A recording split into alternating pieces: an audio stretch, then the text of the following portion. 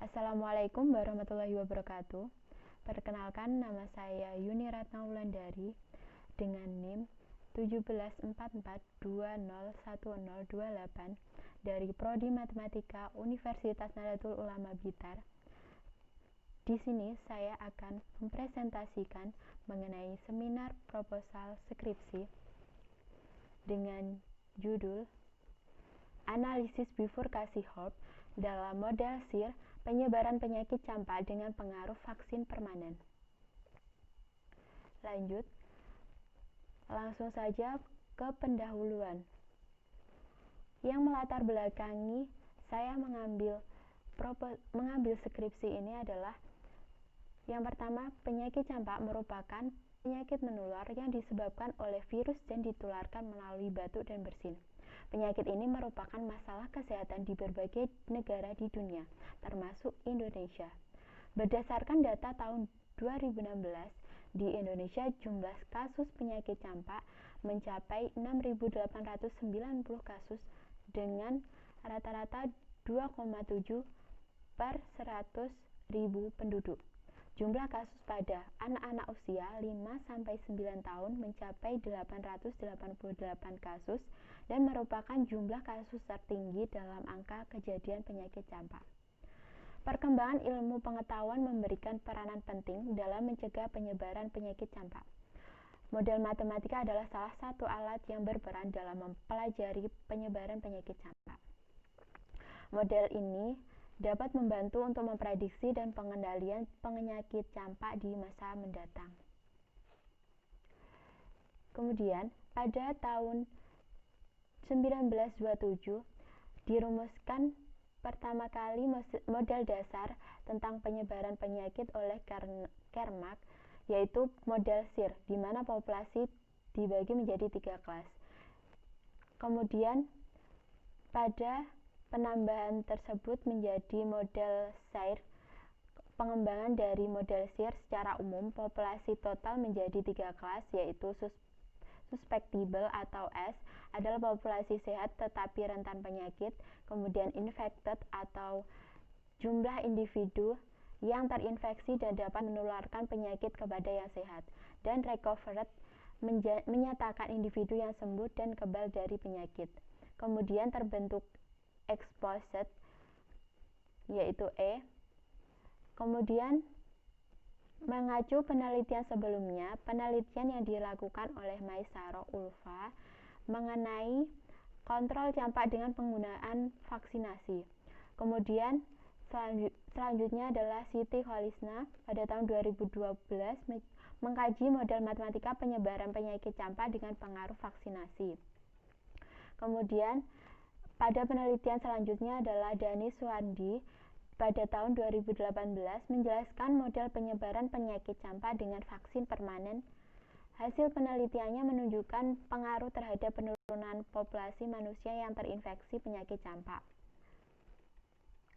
Berdasarkan beberapa penelitian sebelumnya, maka faktor penting untuk mengendalikan penyebaran penyakit campak yaitu dengan vaksinasi.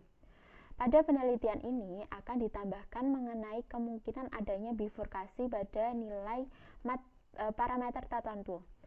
Bifurkasi terjadi dalam sistem dinamik yang memuat satu atau lebih parameter dan ditekankan pada perubahan perilaku yang mungkin dialami jika parameter-parameter tersebut berubah, sehingga menyebabkan perubahan perilaku dinamik dalam sistem tersebut. Pada penelitian ini, analisis bifurkasi berfokus pada bifurkasi Hopf. Dengan demikian, penulisan ini akan menyelidiki lebih lanjut mengenai perilaku kestabilan dari model SAIR, serta kemungkinan adanya perubahan kestabilan akibat bifurkasi Hopf, serta menginterpretasikan model ini ke dalam aplikasi MATLAB. Lanjut, kemudian dirumuskan masalah yang pertama adalah bagaimana membuat model matematika SAIR penyebaran penyakit campak dengan pengaruh vaksin permanen.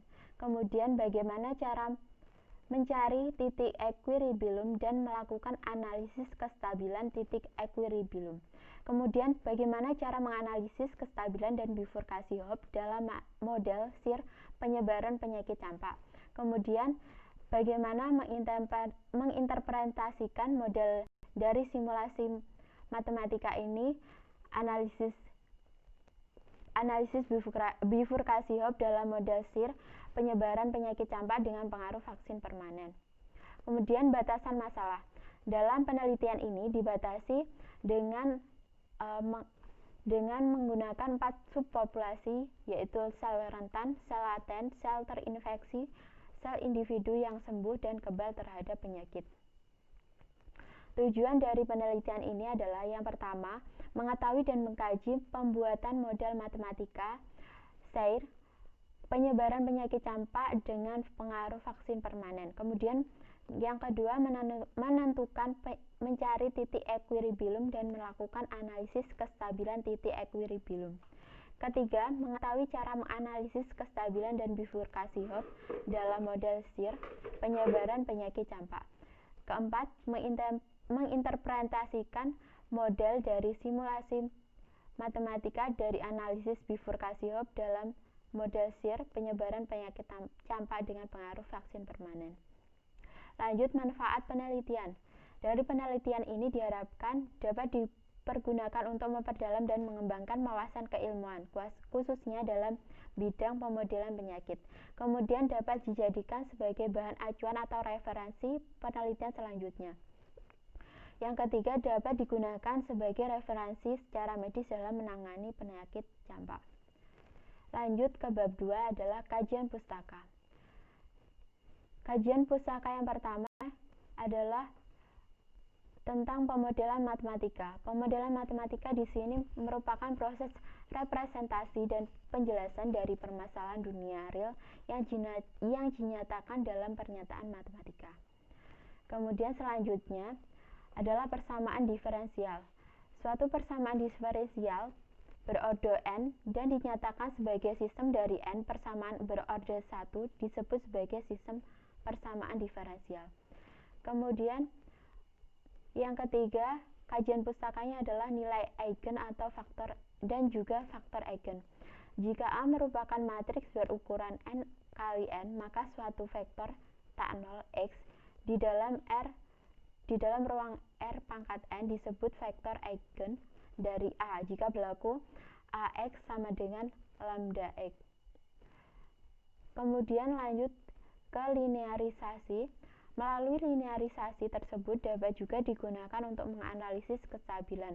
Pencarian hasil linearisasi dari sistem persamaan diferensial non-linear dapat menggunakan matriks Jacobian.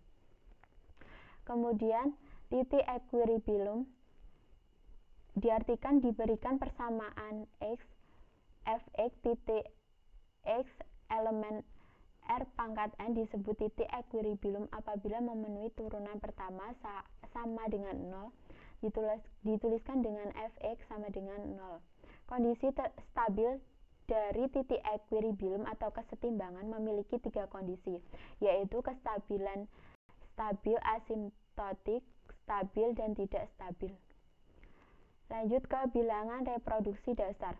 Bilangan reproduksi dasar atau R0 merupakan suatu parameter yang digunakan untuk mengetahui tingkat penyebaran suatu penyakit. Kondisi yang akan timbul sebagai berikut. Jika R0 lebih besar 1, maka penyakit akan menghilang dalam populasi. Jika R0 sama dengan 1, maka penyakit akan menetap dalam populasi. Jika R0 lebih besar dari 1, maka penyakit akan meningkat menjadi wabah dalam populasi. Lanjut ke bifurkasi Hopf. Bifurkasi Hopf akan terjadi apabila terjadi nilai eigen yang imajiner. Sehingga bifurkasi Hopf membahas matriks Jacobian yang terkait dengan linearisasi dalam persamaan Y sama dengan F Y mu Y elemen R pangkat N dengan mu elemen real yang mempunyai sepasang nilai eigen imajiner murni dan nilai eigen yang lain tidak sama dengan 0. Bab yang terakhir adalah metode penelitian. Di sini yang pertama adalah studi literatur, kemudian juga tahap pengkonstruksi model, yaitu mengasumsikan model, kemudian mencari titik keseimbangan, kemudian menentukan bilangan reproduksi dasar, kemudian menganalisis kestabilan titik, kemudian menyeleksi atau menyelidiki terjadinya bifurkasi, kemudian membuat simulasi, dan juga yang terakhir adalah menarik kesimpulan dasaran. Demikian yang dapat saya sampaikan dalam seminar proposal skripsi saya. Kurang lebihnya saya mohon maaf. Wassalamualaikum warahmatullahi wabarakatuh.